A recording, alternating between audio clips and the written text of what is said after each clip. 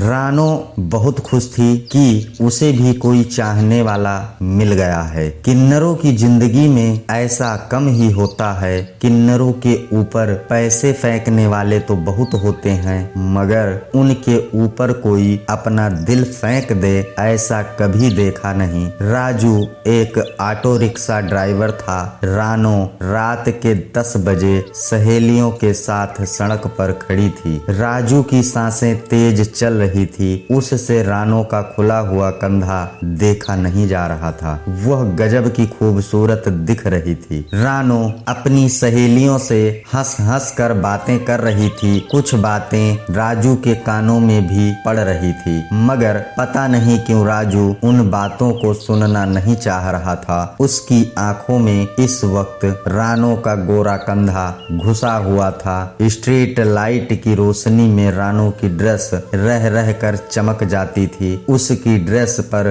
ढेर सारे सितारे लगे हुए थे। रानो ने अपने बालों को खुला छोड़ रखा था। वह रह रह कर अपने बालों को कंधे के पीछे करती और कभी कभी अपनी छाती की ओर कर उंगलियों से अपनी लटों के साथ खेलती। राजू को पता नहीं था कि उसके ऑटो रिक्शे में कौन जाने वाला है, मगर वह पूरे मन से यही चाह रहा था कि रानो उसकी सवारी बन जाए। वैसा ही हुआ। रानो हंसती हुई राजू के ऑटो रिक्शा में बैठ गई। राजू ने पहली ही नजर में उसे अपना दिल दे दिया था, एक लड़की समझकर। लेकिन जब उसे पता चला कि रानो एक किन्नर है, तब भी वह उसकी खूबसूरती के आगे सब कुछ भूल गया। बहुत खूबसूरत लग रही हो, राजू ने ऑटो रिक्शे के साइड मिरर में देखकर रानो से कहा। यह सुनकर रानो हंस दी और बोली, ऐसे मत देख पगले, प्यार हो जाएगा। रानो ने राजू की हंसी उड़ाई, मगर उसे नहीं पता था कि राजू सच कह रहा है। वो तो पहले ही फंस चुका था उसके हुस्न के जाल में। रानो ने देखा कि राजू ने उसकी बात का जवाब नहीं दिया, मगर बीच बीच में वह उसे जरूर देख रहा था। रानो ने महसूस किया कि राजू एक सीधा साधा लड़का है। उसकी नजर में फूहड़पन नहीं था।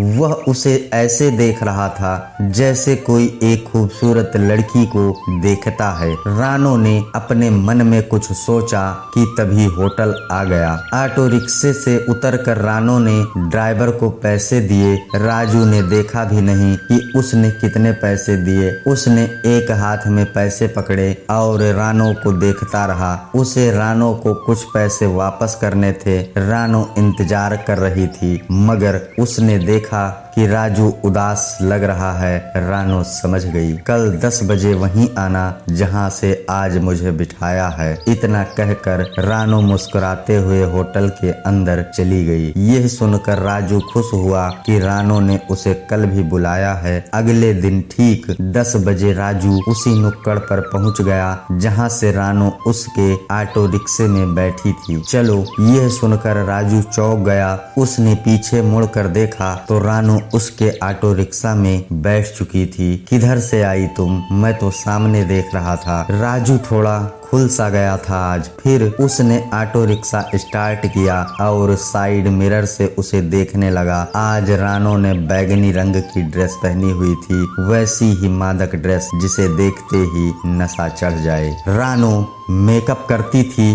वह छोटे से आईने में अपने मेकअप को देख रही थी। जल्दी जल्दी में वह आज ठीक से तैयार नहीं हो पाई थी। तभी उसकी नजर राजू से टकरा गई। सामने देखकर चलाओ, रानो ने मुस्कुरा कर कहा। राजू समझ गया कि वो क्या कहना चाह रही थी। तुम जैसी खूबसूरत लड़की साथ बैठी हो तो नजर भटकेगी ही ना। राजू ने भी कह दिया, क्यों मजाक उड़ा रहे हो, मैं लड़की नहीं हूँ। रानो के मन में जैसे कुछ चुभ सा गया था। कम भी नहीं हो, कोई भी देखे तो एकदम पगला जाएगा। राजू ने अपनी बात कही, मेरी तरफ से ध्यान हटाओ, मैं तुम्हारे किसी काम की नहीं। रानो ने राजू को आगे बढ़ने से रोका। तुम इतनी खूबसूरत हो कि मैं तुम्हारे लिए जिंदगी भर ऑटो रिक्शा चला सकता हूँ। राजू बोला तो रानो हंस दी। राजू ने उसके मन को छू लिया था। अब रानो राजू के ऑटो रिक्शा को ही अपने आने जाने के लिए इस्तेमाल करती थी। राजू को अब कुछ की जगह बहुत सारे पैसे मिलने लगे। बड़ी बड़ी पार्टियों में उसका आना जाना होने लगा। रानो के मना करने के बावजूद राजू नहीं माना और इस बात पर अड़ा रहा कि वह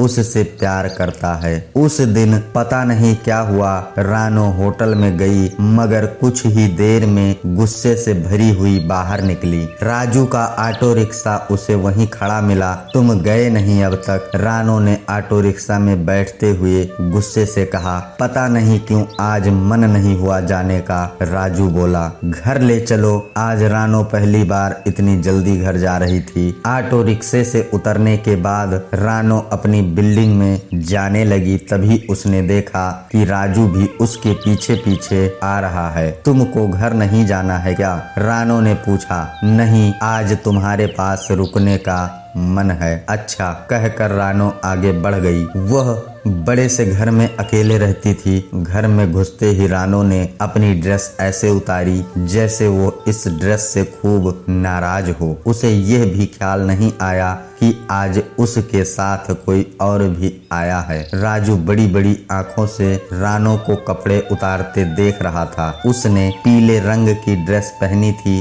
जो उसने अभी अभी उतारी थी। अब उसके भरे हुए सीने पर काले रंग की ब्रात दिख रही थी जिससे उसका हुस्न जितना ढका हुआ था उससे ज्यादा दिख रहा था। यह देख राजू के मुंह में पानी आ गया। उससे रहा नहीं गया और उसने रानो के पूरे जिस्म पर अपनी नजर दौड़ा दी। पूरी औरत तो लगती थी रानो। रानो सोफे पर ऐसे बैठ गई मानो उसे राजू से कोई शर्म नहीं आ रही थी। कुछ खाओगे क्या? पूछ कर रानो ने राजू का ध्यान भंग किया। राजू ने भी कह दिया हाँ। राजू इस वक्त रानो की खुली जांघों को घूर रहा था जो एक दूसरे पर चढ़ी हुई थी। रानो को उसने पहली बार इतना खुलकर देखा था। रानो की तरफ से कोई मनाही न देखकर उसका हौसला बढ़ गया और वो रानो के पास बैठ गया। रानो ने अपनी आंखें बंद कर ली। राजू ने उसके होठों को अपनी उंगली से छुआ। फिर उसने रानो के पूरे जिस्म को अपनी उंगली से छुआ।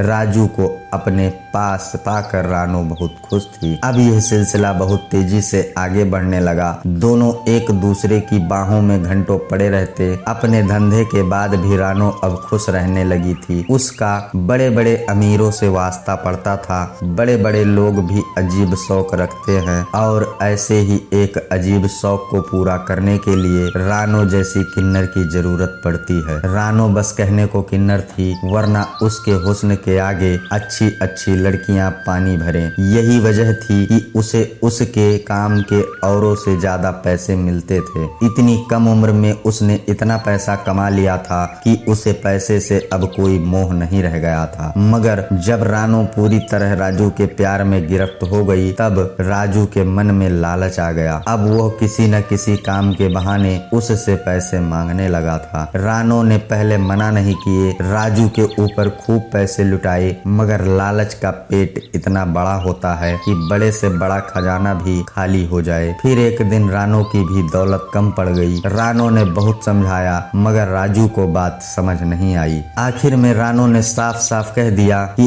अब वो पैसे नहीं दे सकती। मगर तब तक राजू के मन में शैतान आ चुका था। रानो के पास बहुत पैसा था और राजू उसके सारे भेद जान चुका था। राजू ने पूरी योजना बनाई और एक दिन रानो के पास पहुंचा और कहा कि उसे उसकी बात समझ में आ गई है। रानो बहुत खुश हुई। दोनों में प्यार हुआ। इसके बाद उन्होंने खाना खाया फिर प्यार हुआ।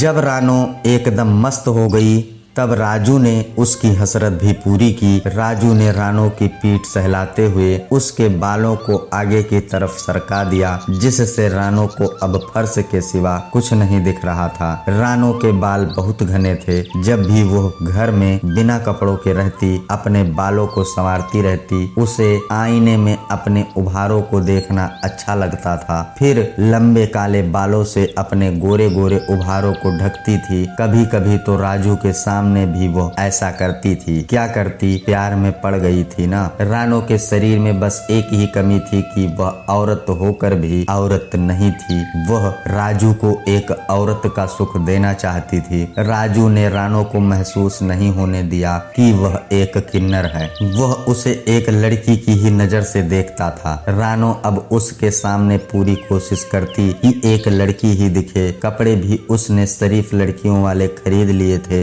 जब वह राजू के साथ बाहर निकलती तो सब देखते रह जाते। रानो ने राजू को अपना पति ही मान लिया था और उसे खुश करने की भरपूर कोशिश करती थी। आज भी रानो बहुत खुश थी कि राजू ने उसकी बात मान ली है। पैसे की उसके पास कमी नहीं थी। वो बस राजू के मन से लालच को दूर कर देना चाहती थी। इस वक्त भी रानो और राजू प्यार करने में मस्त थे। अपने घने बालों की वजह से रानो को कुछ दिखाई नहीं दे रहा था। तभी राजू ने जेब से चाकू निकाला और रानो की छाती में एक जोरदार वार किया। रानो चीखती हुई निढाल होकर फर्श पर गिर गई। थोड़ी देर में उसकी मौत हो गई। घर में जितनी भी दौलत थी राजू लेकर फरार हो गया।